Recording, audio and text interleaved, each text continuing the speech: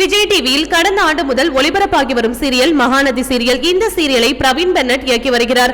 தந்தையை இழந்த 4 சகோதரிகளின் உணர்வுபூர்வமான கதை அம்சத்துடன் மகாநதி சீரியல் ஒளிபரப்பாகி வருகிறது. இந்த சீரியலில் லட்சுமி பிரியா, திவ்யா கணேஷ், ஆதிரை, காவ்யா ஆகியோர் சகோதரிகளாக நடித்து வந்தனர். இவர்களின் தந்தையாக சரவணனும் தாயாக சுஜாதா சிவகுமாரும் நடித்துள்ளனர். இந்த சீரியல் டிஆர்பியிலும் பட்டையை கிளப்பி வருகிறது. இந்த சீரியலில் கங்கா கேரக்டரில் நடித்து வந்த திவ்யா கணேஷ் திடீரென அந்த தொடரில் இருந்து விலகுவதாக அறிவித்துள்ளார். கடந்த சில நாட்களாக டெங்கு காய்ச்சலால் பாதிக்கப்பட்டு மருத்துவமனையில் சிகிச்சை பெற்று வருகிறார் திவ்யா கணேஷ். இதனால் அவரால் மகாநதி ஷூட்டிங்கில் கலந்து கொள்ள முடியாத நிலை ஏற்பட்டது. அவர் நடிக்க வேண்டிய காட்சிகள் படமாக்கப்பட்டு வந்ததால் வேறு வழியின்றி திவ்யா கணேஷுக்கு பதில் வேறு நடிகையை தேர்வு செய்துள்ளனர். இதனால் இனி மகாநதி சீரியலில் கங்காவாக நான் தொடர மாட்டேன் என திவ்யா கணேஷ் அறிவித்ததோடு தான் மருத்துவமனையில் சிகிச்சை பெற்று வரும் புகைப்படத்தையும் பதிவிட்டிருந்தார். இதை பார்த்து ஷாக்கான ரசிகர்கள் உடல்நலத்தை பார்த்துக் கொள்ளுமாறு அறிவுறுத்தி வந்தனர்.